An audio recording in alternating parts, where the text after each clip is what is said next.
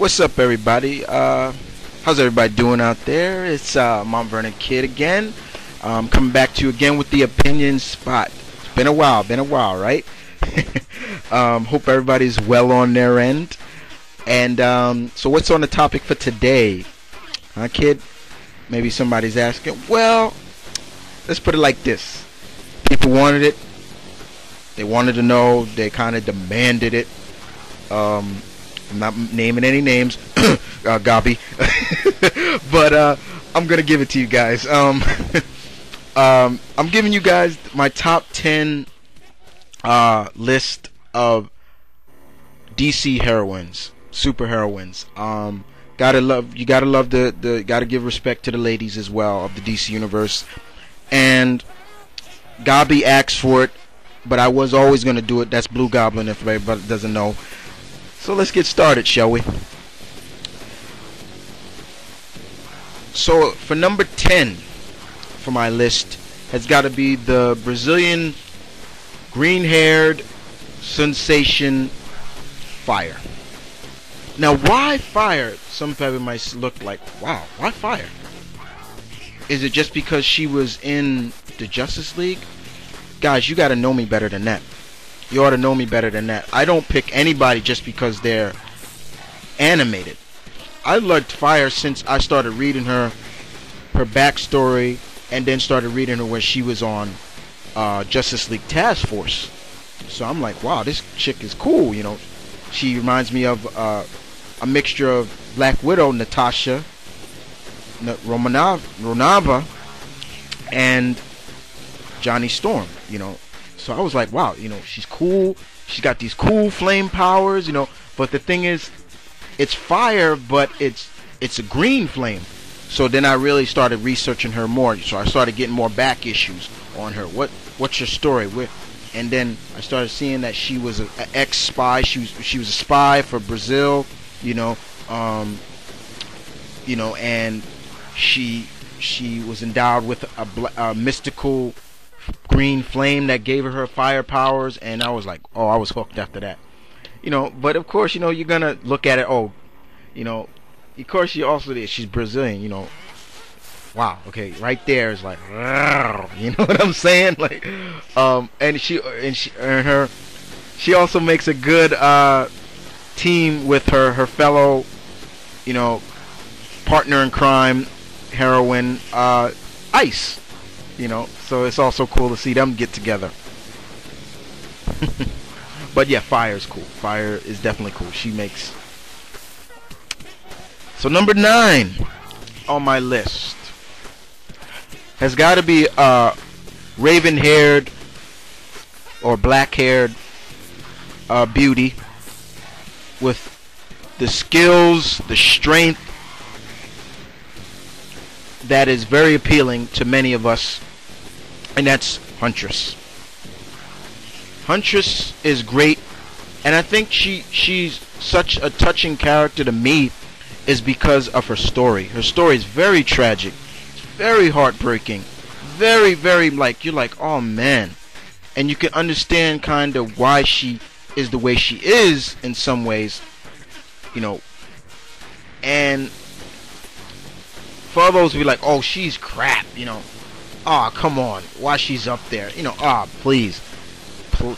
Please, dudes. She is great. She's a great character. Yes, she's badass. Yes, she's sexy. And, hey, any girl that can kick butt like she can is A+ in my book. You know. But then there's some people out there going to say, oh, she's bullshit without those crossbows. Let's throw that out there. That's 100% bullshit. You know what I'm saying? And you gotta love Huntress. You gotta love her. So big ups to Huntress. Thanks for. I know there's probably some people that got her higher than I do, but at least she made my top 10, right? So number 8 on my list is another raven-haired, black-haired female of the Marvel Universe. And some people might say, yo, wow, kid's got a fascination for black-haired girls. um, no, it's just I think it's cool to just not. I like variety, okay, but it's got to be Zatanna. Zatanna, yes, Zatanna. I love Zatanna. Sorceress, as you want to call her, magician or whatever.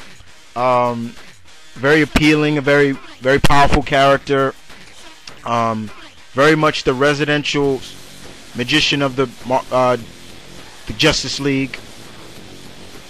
And you gotta love Z. She's like that mixture of Vegas showgirl in some way, mixed with this but underneath there's this very talented, powerful sorceress that comes out when trouble arises, And you gotta love the relationship that her and Bruce have now, or had, because at one time they had a falling out where she wiped the mind of Bruce, and Bruce felt bad about it. Bruce hated that. He was angry, and he told her, don't enter my life no more. I don't trust you. But then it was great to see them get back together and things like that. To be back on touch with each other. So I find that very cool. You know what I'm saying? And Zatanna Z is very much and I love the fact that she's made a great transition from just the comics, but to the other medias, like the small screen, like guest starring on Smallville, and making very appearances on animated shows and stuff like that. But Z's always been in my list of top 10 DC heroines, always. Gotta love the fishnet stockings, Any girl that fights in those, in my books, is once you get another A+ in my book. So, who's number 7? Number 7 in my list has got to be another black-haired, a raven-haired girl. And hence, I just gave away the answer, Raven. Raven intrigues me so much when I started reading Teen Titans, is because you kind of question, is she good? Is she bad? What is she trying to accomplish, And in my book, it's always she's neutral. She's on that path, and if she falls short, she may trip into good completely, or she may trip into bad completely. And you got to thank that to her mother and her father. Her father